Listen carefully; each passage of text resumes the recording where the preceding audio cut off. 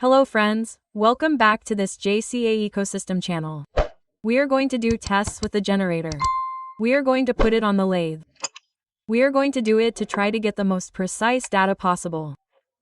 We are going to draw conclusions about whether or not this produces 5000 W per day.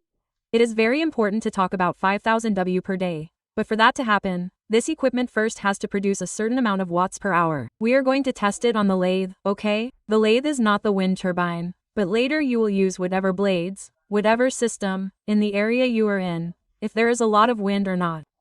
The important thing is to know how many revolutions you are going to need to produce so many watts or generate 5000 W per day, which is our premise. Now I am going to start the lathe and turn the generator.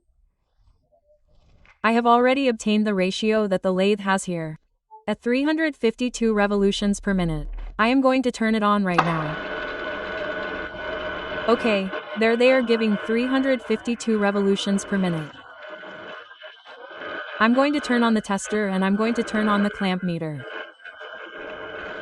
It's producing 0 voltage and 0 amperage. First, I'm going to explain that here I have a 3-phase full-wave rectifier. The 3 phases arrive in the middle and have 2 outputs.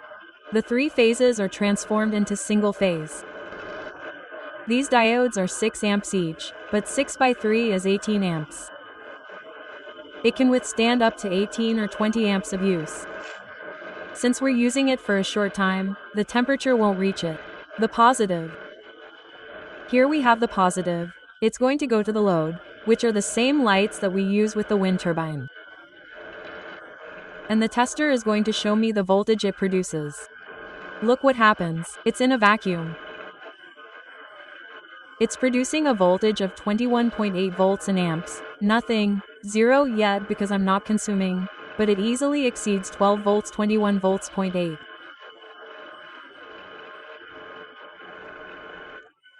Now we're going to start consuming immediately. I'm going to install the 21.8 voltmeter. When it consumes, the amps will appear. Here I'm going to cover the lights because the chamber is probably, well, it seems that the chamber hasn't saturated, but I'm the one who doesn't see it. Now the clamp meter has to show the amps. 10.811 amps. Let's put 11 amps for 11.8 volts of voltage. I'm going to stop it. The lathe was at 352 revolutions. It had 11 volts with 6.06 and an amperage of 11 amps. The product of volts per amp gives us the power and we are at 127.7. 7 W per hour. That's the power that our machine was generating at 352 V. Well, now we're going to increase the revolutions and see what happens. And when empty, we had a voltage of 21 V with a load. The voltage was 11.6, almost 12. Let's change the alternator's revolutions.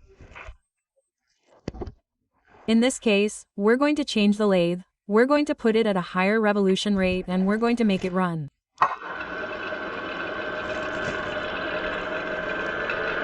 Now, let's see the voltage. Look what happened. I increased the revolutions. The voltage is 35 volts, which they said was not capable of reaching such a high voltage. Of course, it's without a load because here the consumption is 0, but the voltage without a load is 35. I immediately start consuming. Let's see the amps it's going to produce. Look, the voltage dropped to 18.6 and the intensity to 14. 14.2 amps. Look at the lights. It's impressive how it lights up. I'm going to disconnect it because I'm going to burn them. These lights are exactly the same ones I used when I was testing the wind turbine. Now let's go back to the papers, to the board. As I would say, I just tested it at 352 revolutions. It gave me 127 W. They told me that this device couldn't give more than 35 W. We set it to 598 revolutions and it gave us 18 volts with a load because without a load we had 30 and a bit of volts, a lot. With a load it reached 18 and gave 14 amps. 4 of consumption. It gave me a power at that moment of 226 W. That means that between 500 and 300 revolutions it was giving me an average. Why? Because I added the two powers that this sum gave. I divide it by 2 and it gives me the average. The sum of this divided by 2 is 196 W per hour. When we multiply the 196 W by 24 hours, which was what we had calculated, it gave us 4,716 W per day. Why? Because we multiply it by 24.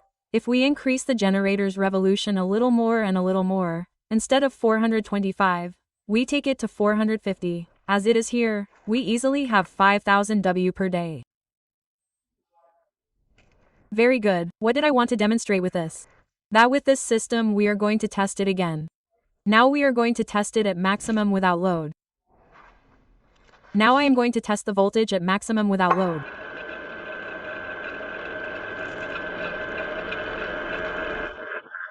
"35. Here I had 35 volts without load. That is a lot of amperage. Since I am not consuming anything, there is nothing. When I immediately start consuming, look what happens. It is consuming 14.3 amps and 18.7 volts, almost 19 volts, at a revolution of 592 revolutions.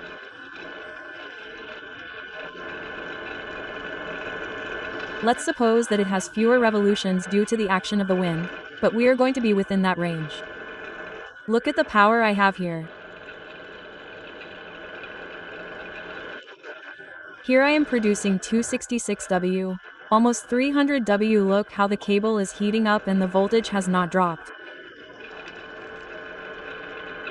So, it is possible to generate 5,000 W per day. Yes, it is possible.